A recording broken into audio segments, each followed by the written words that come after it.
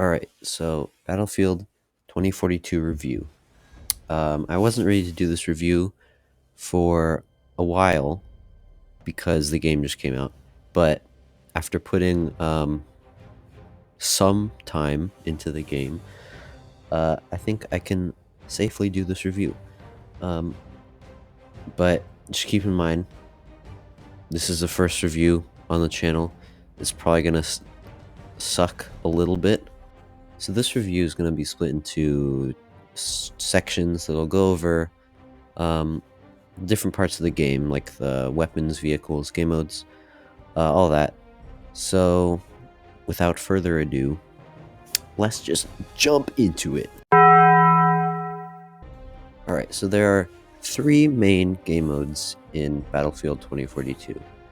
All-Out Warfare, Hazard Zone, and Portal. I'd say that probably 70 to 80% of my time was spent in the all-out warfare mode, with the other 20 to 30% being spent evenly between Hazard Zone and Portal. Now, all-out warfare is split into two separate modes, Conquest and Breakthrough.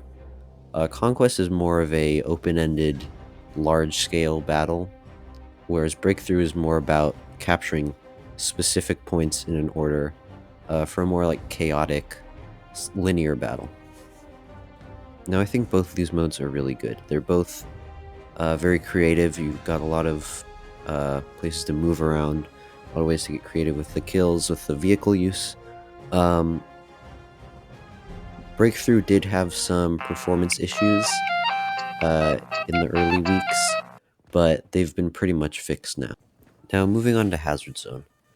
I'd say Hazard Zone is probably the worst of the three main modes. Not to say it's a bad game mode, but you can tell they just threw it together relatively fast. There's not a lot of progression. There's not a whole lot of point in playing Hazard Zone. There's also not that many people who are making matches for it anymore, so it takes a long time to find a match.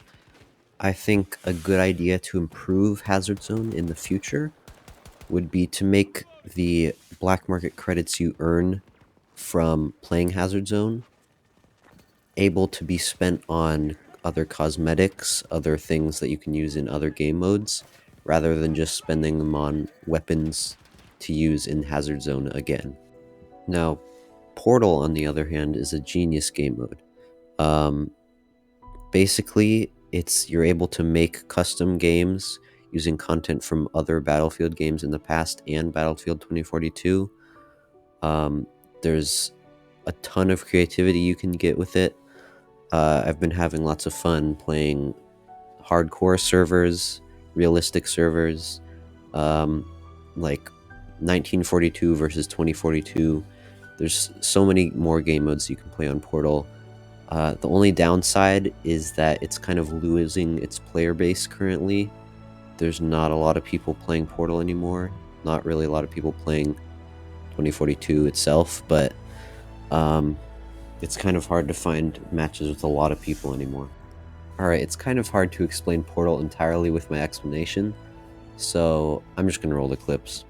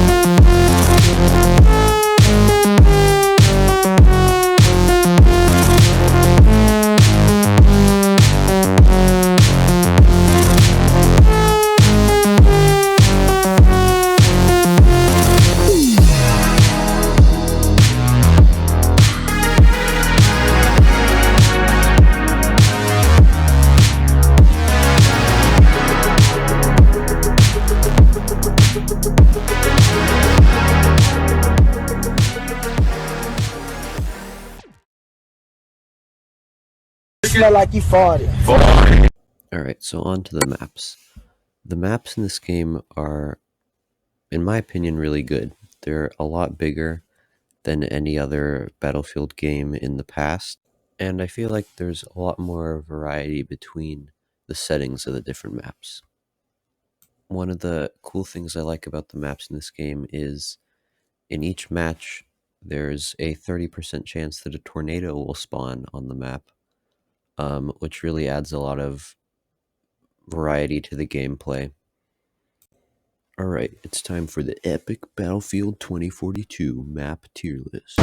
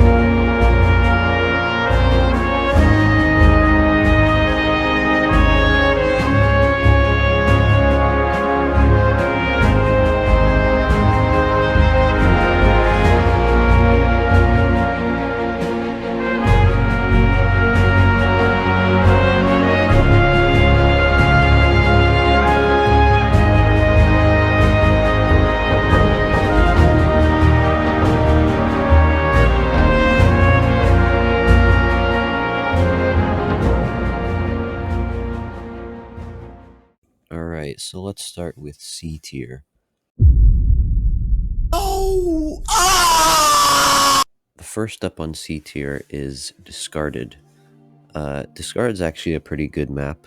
There's not a lot wrong with it. The only reason I put it in C tier is because the game seems to have a bias towards giving me every round in Discarded. So I think 9 out of 10 times that I play 2042, it'll just give me Discarded first thing. So that's why it's in C tier. Alright, next up is Breakaway. Breakaway is probably, out of the actual design of the maps, it's probably my least favorite design.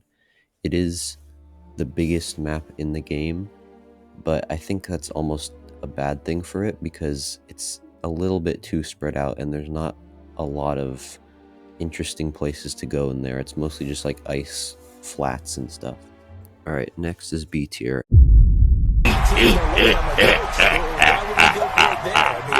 And the only map in B tier is Manifest.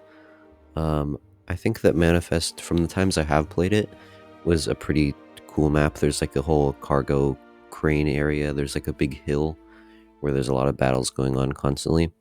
But it's probably the least common map for me to ever get, so it's kind of hard to rank it. So that's why I put it in B. Next is A tier. The first map in A tier is Kaleidoscope. I think it's one of my favorite maps, actually. It's like a really small map, but it's in a city also. There's this whole park, like a bunch of areas, skyscrapers to go on. It's just a cool, like, relatively small scale map. Alright, next up in A tier is Hourglass. And I think parts of Hourglass are really cool, but pretty much half of the map is just a big open desert area with a few small towns that look like they're just clones of each other. But the other half with the stadium and the city and all that is really cool. Alright, and now we have S tier.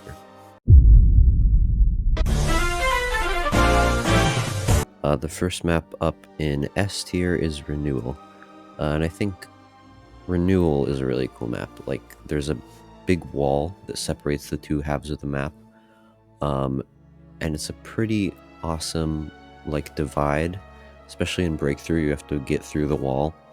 But yeah, I think it's a really nice map. And finally, we have Orbital. Orbital is my favorite map in the game. It's also the map that was in the beta, so maybe I'm a little biased. But it has a lot of cool areas to go. Every point feels unique besides D1 and D2, because they're pretty much just the same thing. But the whole, like, the launch pad, the big, like, assembly building, it's all super cool. So yeah, that's my favorite map in the game. However, there are some things I wish they would change about the maps. The first and probably the main thing is adding more Levolution.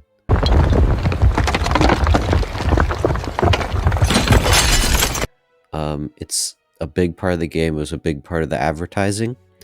But there's just not enough on the maps. Like, the biggest kind of Levolution event is the rocket on Orbital. Same with Tornado.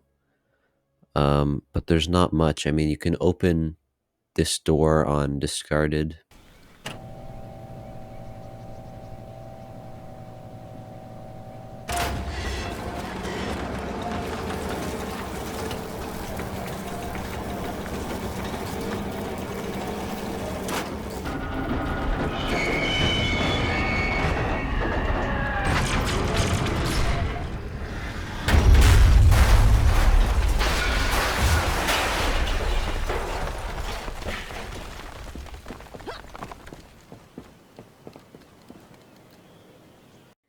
And you can pull down this tower on Kaleidoscope.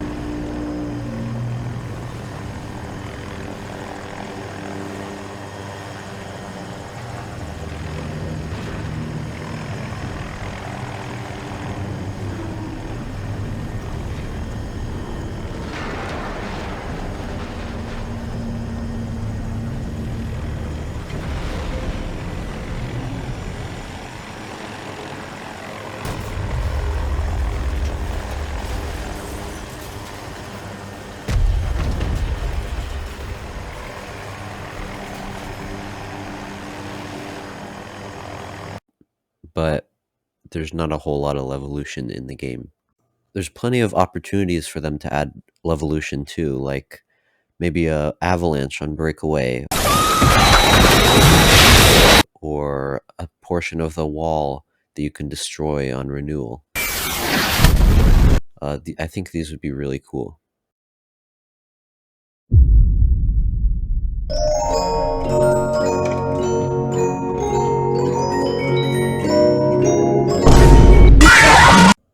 Alright, I'm going to start off just mentioning a few things I like about the weapons and a few notable ones. Firstly, I don't have any complaints about the gunplay. I think it's fine. But some of the weapons are a tiny bit really overpowered. I'd say probably the most overpowered weapon in the game is the AC-42. You know how in most games there's supposed to be, like, balancing, and they're supposed to, weapons are all equal? Well, it seems like they kind of just forgot about it for this gun, because it's literally just the most overpowered one. Basically, it's a burst rifle that can kill in 2 bursts no matter where you shoot them, has a ton of range. It can equip high magnification sights.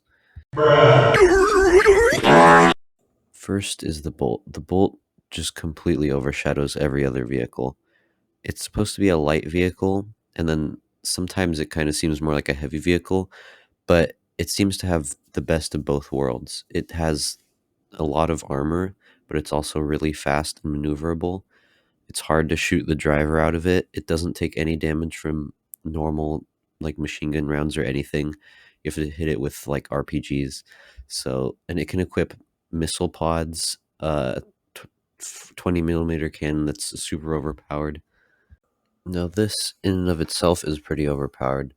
but it gets even more ridiculous when you realize that the only two other light vehicles consist of a slippery, hard-to-drive hovercraft and a little Jeep Wrangler that has less protection than like your average sedan. Now it's time for Battlefield 2042's final score.